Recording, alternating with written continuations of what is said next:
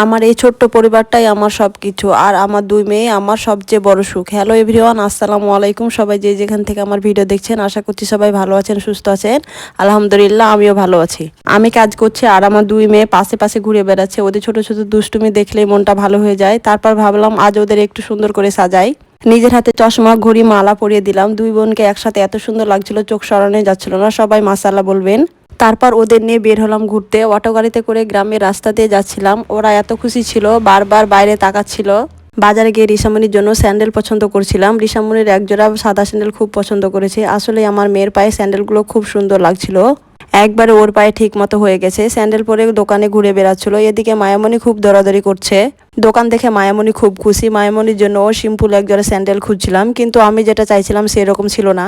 এখানে অনেক সুন্দর সুন্দর জুতা ও হিল ছিল। আমি ভালো করে জুতাগুলো দেখছিলাম, এগুলো মায়ামনির পায়ে হবে না। তারপর আমার জন্য একজোড়া হিল পছন্দ করলাম, কিন্তু দাম অনেক বেশি বলছিল। যদিও হিলের দামের ওপর আমার কোনো ধারণা নেই, তবে ভাবি বলছিল এই হিলের দাম নাকি একটু বেশি।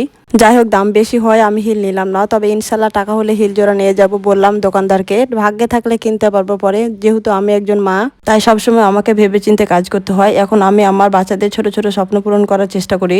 একজন মায়ের যে কত দায়িত্ব থাকে তাই এখন ভালো করে বুঝতে পারি। সন্তানের মুখে হাসি দেখলেই মায়ের মনে সব কষ্ট দূর হয়ে যায়। দিন শেষে আমি শুধু এটুকুই চাই, ওরা যেন সবসময় এমন হাসি খুশি থাকে। রিসামনির জন্য স্যান্ডেল নিয়ে নিলাম। এবার দোকানদারকে টাকা দিয়ে আমি ভাবির সাথে বাইরে এলাম। আমি রাস্তায় বাচ্চাদের নিয়ে দাঁড়িয়েছিলাম, কারণ ভাবির কিছু কাজ ছিল, তাই সে একটু দোকানে গিয়েছিল।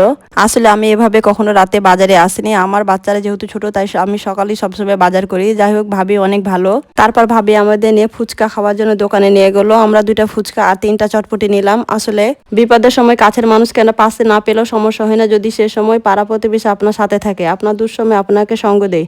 ঠিক তেমনি আমার এই ভাবি আমার রক্তের সম্পর্ক কেউ না, কিন্তু আমার বিপদে এমন ভাবে পাশে দাঁড়িয়েছে যে অন্য কোনো আত্মীয় হলেও হয়তো করতো না। ভাবি বেশ কয়েকদিন থেকে বলছিল বাইরে যাবার জন্য, কিন্তু মনটা খারাপ থাকা যাওয়া হয়নি। আজকেও আসতে চাইনি, কিন্তু ভাবির জোরাজোরিতে আসতে বাধ্য হয়েছি। আর বাচ্চাদের জন্যও এসেছি।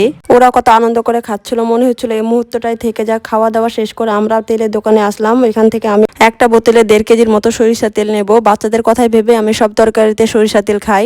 আমার মনে হয় সরিষা তেল খাওয়া বেশি ভালো, তাছাড়া সরিষা তেল খেলে শরীরে তেমন চর্বি হয় না। এরপর আমরা রাস্তায় একটা তরমুজ নিই। আমার দুই মেয়ে তরমুজ খেতে খুব ভালোবাসে। বাড়ি আসতে আমাদের একটু রাত হয়ে যায়। তারপর বাচ্চাদের জামা কাপড় পাল্টে হাত মুখ ধুয়ে তরমুজ খেতে দিই। তরমুজের কালারটা আসলে খুব সুন্দর ছিল। রিসামণি বলছিল আম্মু অনেক মিষ্টি, তুমি খাও। আসলে তরমুজটা অনেক মিষ্টি, আমি খেয়ে দেখলাম। আমরা অনেকদিন পর তরমুজ খেলাম। রমজান মাসে আমরা তরমুজ খাইনি, অনেকদিন পর তরমুজ খেতে পেয়ে আমার মেয়ে দুটি অনেক খুশি। সব মিলে আমাদের ভিডিওটি আপনাদের কেমন লাগলো অবশ্যই কমেন্টে জানাবেন। আজকের মতন এখানে ভিডিওটি শেষ করছি। সবাই ভালো থাকেন, সুস্থ থাকেন। প্লিজ আমার ভিডিওটিতে লাইক করবেন এবং চ্যানেলটিতে সাবস্ক্রাইব করবেন। আল্লাহ হাফেজ সবাইকে।